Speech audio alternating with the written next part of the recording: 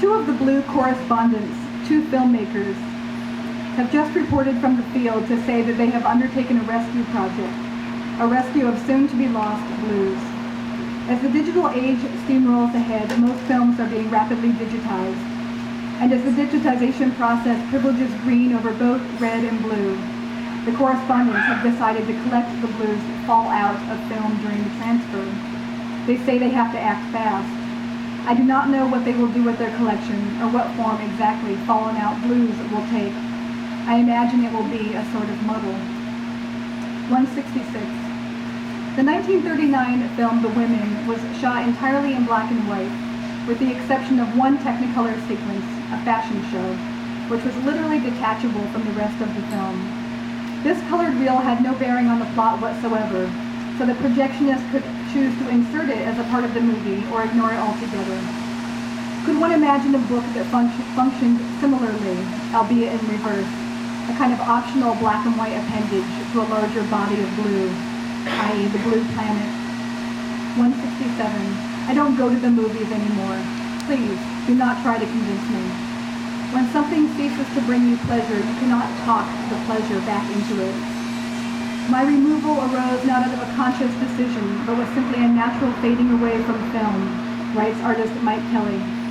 We have become filmic language, Kelly says. So when we look at the screen, all we see is ourselves.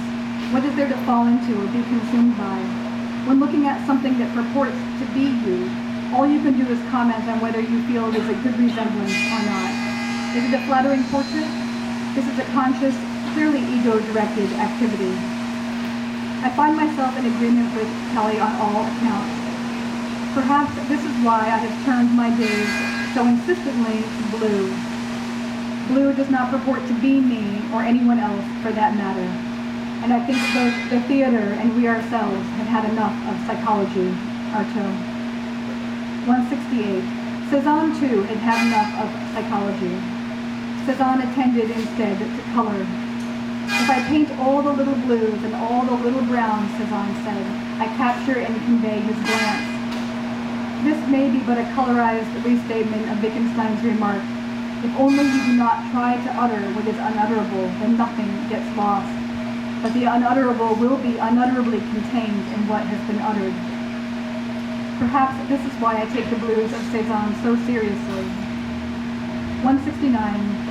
Despite his falling away from film, Mike Kelly remains charmed by Joseph Cornell's 1936 film, Rose Hobart, a collage of found footage of a Jungle Bee movie called East of Borneo. Using scissors and tape, Joseph Cornell cut East of Borneo down from 77 minutes to 19 and a half, focusing fairly exclusively on shots of Rose Hobart, the movie's spunky female lead. Cornell's instructions for the film state that it should be screened with a soundtrack of Latin dance music, and that it should be projected through a deep blue filter, so as to bathe Rose Hobart in the color he so loved. 170. Cornell even coined a word to describe the sensation he hoped to produce by blue tinting his work, bluet. I have no idea how he pronounced it, which is fine with me. This way it can be bluette, like the flower, blue ale, like an affliction, or blue eye, like Versailles, or a blue eye. Unlike Eve Klein, however, Joseph Cornell had no urge to patent his invention, which is just as well as he can't yet patent a sensation, thank God. Cornell was a gatherer. He was not an owner. He was also a builder of bowers, which he called habitats, as befits someone who adored birds. Day, and I gathered fragments of blue dents, Cornell wrote in an undated scribble. 171. When one begins to gather fragments of blue dents, one might think one is paying tribute to the blue holes from which they came. But a bouquet is no homage to the bush. Over the years, I have amassed countless blue stones, blue shards of glass, blue marbles, trampled blue photographs, peeled off sidewalks, pieces of blue rubble from broken buildings, and though I cannot remember where most of them came from, I love them nonetheless. 172.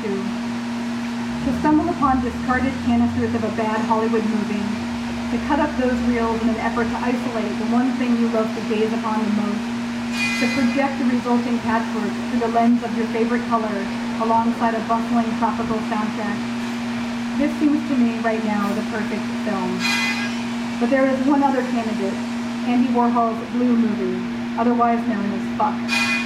I'd always wanted to do a movie that was pure fucking, nothing else, Warhol said. And in October of 1968, he did.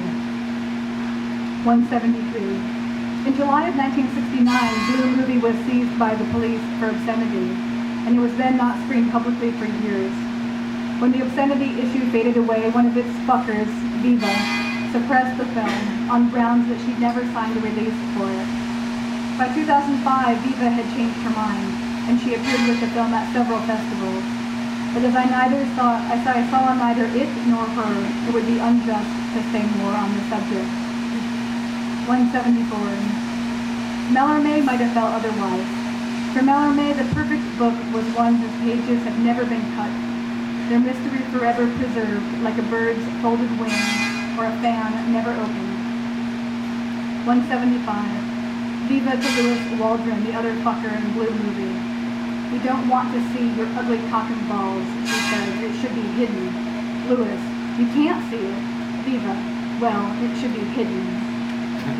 176. This idea has its charms, but I think it possible that I have watched too many Blue movies for it to have a lasting hold on me.